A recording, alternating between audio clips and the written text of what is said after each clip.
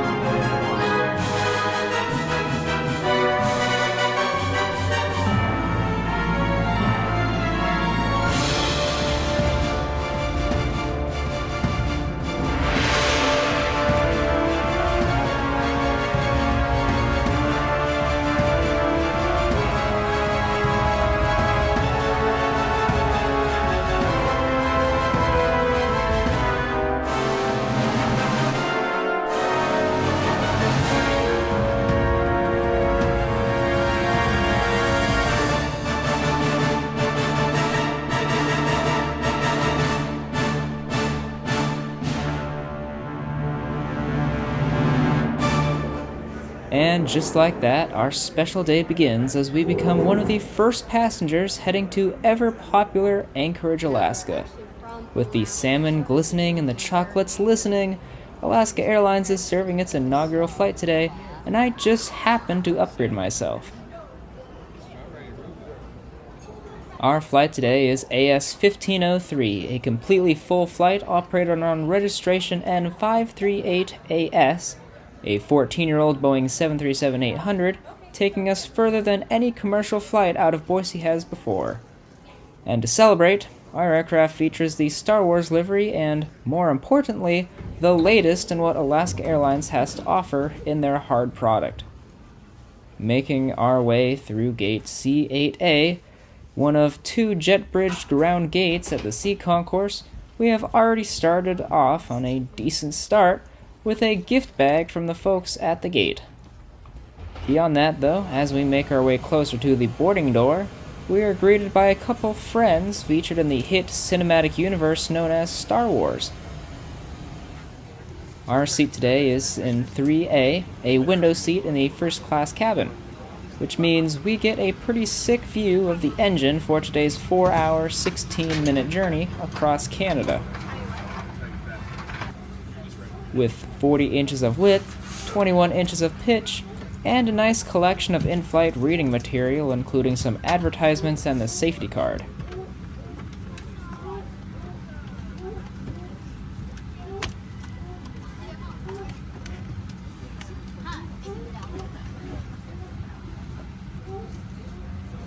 Above all that is a USB-C port for your charging desires, and a tray table located in the left side armrest.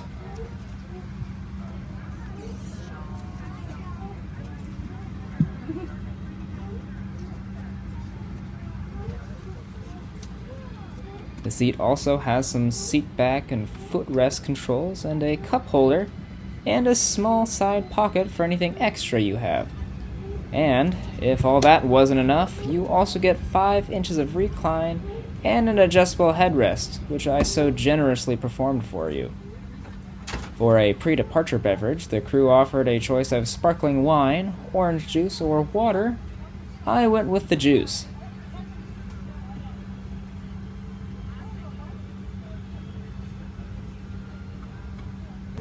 The winglet on this aircraft features a little porg bird. Throughout the cabin, I could have sworn I heard chirping sound effects, but according to Google, I'm insane. The crew did play some Star Wars music during boarding, which was a nice touch.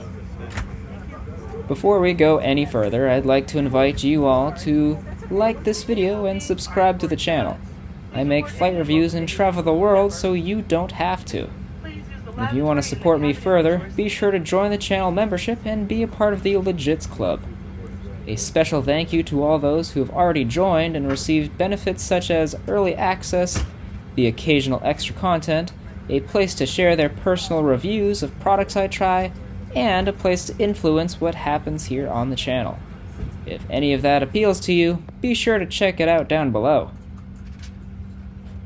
Pushing back from the makeshift gate C8A, a jet-capable gate taking the place of two regional ground gates, those being C8 and C10. Alaska has benefited off the installation of two jet bridges at the sea concourse, a sign that their past as a Horizon Air base might be getting outgrown by modern-day demand. Alaska serves 18 destinations out of Boise as of the time of this video, including now all of their hubs, as well as places like Vegas, Phoenix, Bozeman, Pullman, and several others. In recent years, Alaska has tested numerous routes, including Austin, Chicago, Idaho Falls, and most notably Orlando, Florida. All of those have since vanished, but it goes to show Alaska's commitment to the city. With this new summer seasonal service to Anchorage, it's officially easier to go on vacation from Boise than it is to get anywhere important. For an av geek like me, a layover just means more flying, but for others, it makes traveling just that much more difficult. As we get ready for takeoff, the crew takes their seats, I brace myself for the inevitable bumps that shake the camera, and the entire community on board accepts the fact that they'll be 1,800 miles up north in a matter of hours.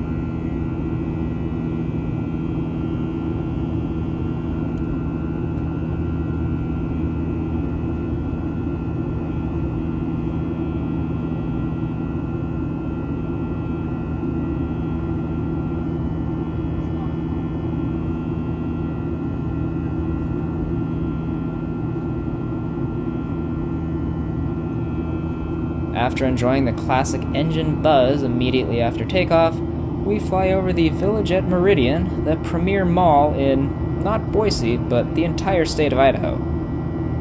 Surrounded by single-family homes, the urban sprawl becomes very apparent as we buzz past the Treasure Valley.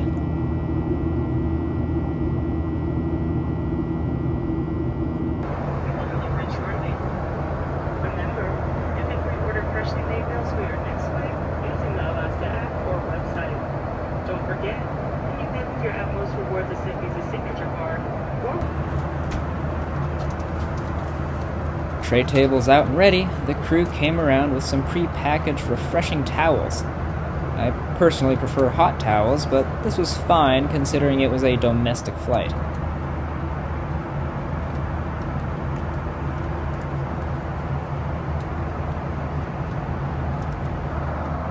Looking inside the Alaska Airlines goodie bag, given to all guests at the gate, I'm a little disappointed as all that's inside is a bag tag, of which I already have several of, and a chocolate bar usually given to high-status flyers. While still a kind gesture, not the most riveting way to welcome a new route. Still better than Avelo and Spirit and Sun Country, though.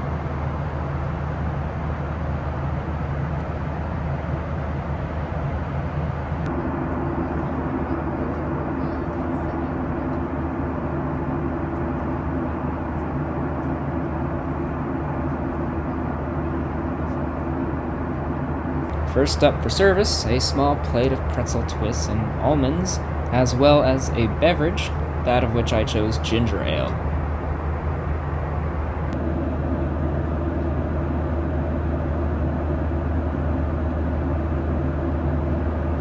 For dinner, Alaska offered several pre-order options for free. I ended up choosing the roast beef and rice with leafy greens and red peppers. The dish also came with a side of cold sliced veggies and hummus, as well as a tasty chocolate cake. Other options included a burger and an enchilada. The silverware was branded, which is always a nice touch.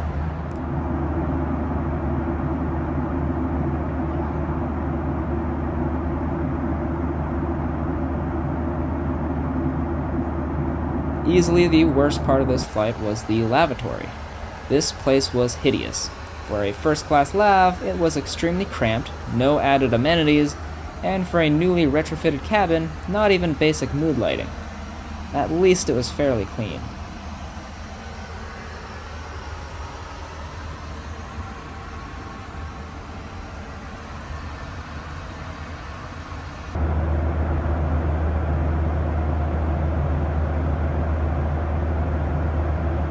The crew never let my glass get empty the entire flight. I probably had 3 ginger ales, but I finally ended up with water. The crew offered us a basket variety of snacks, including cookies and such. I stuck with these groovy white cheddar puffs.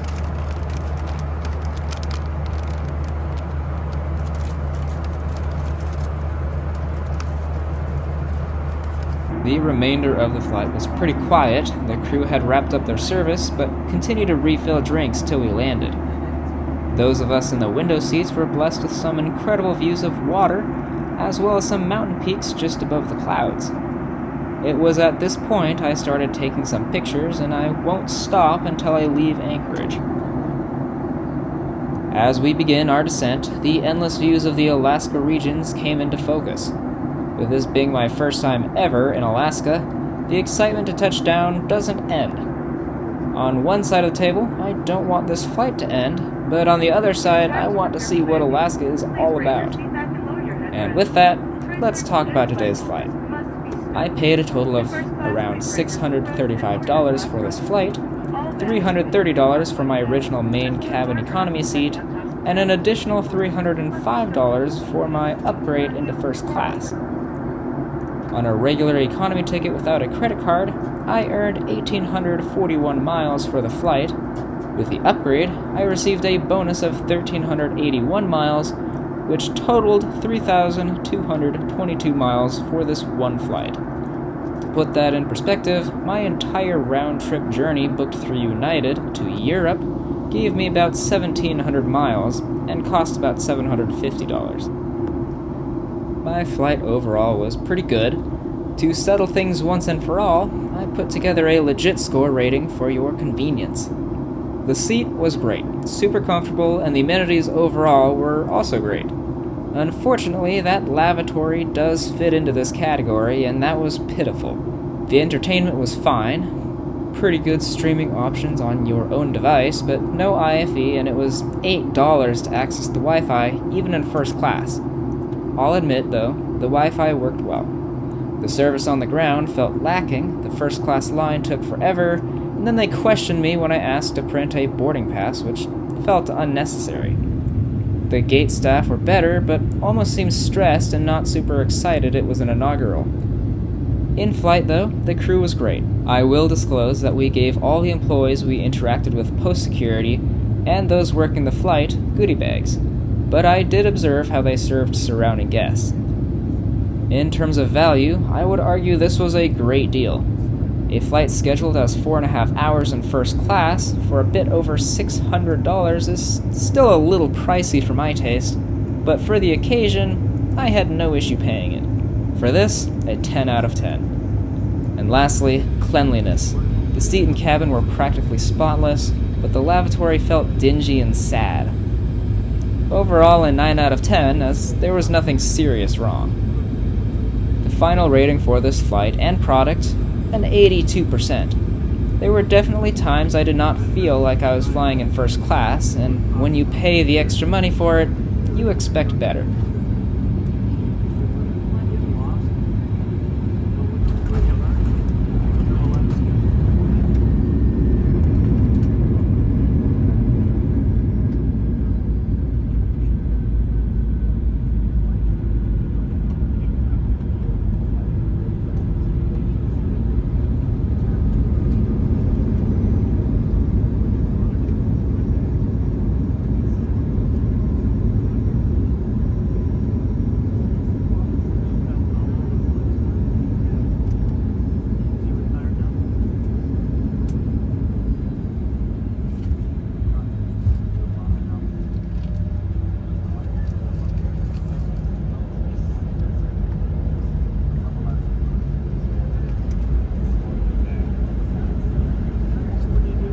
Welcome to the only city that on one end has endless 747 operations, while on the other is a wildlife oasis.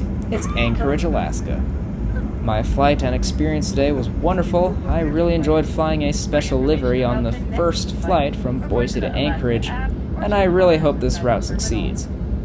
On behalf of all of us at Alaska Airlines and OneWorld Alliance, it has been our pleasure having you on board. A special thank you to our Atmos Rewards and status members. It was nice to see you again. If you're not a member, visit atmosrewards.com to join for free and start getting closer to your next travel perk or reward. Thanks for making us a part of your journey, and take care. And a round of applause for your crew and yourselves for this inaugural flight, our first flight from Boise to Anchorage.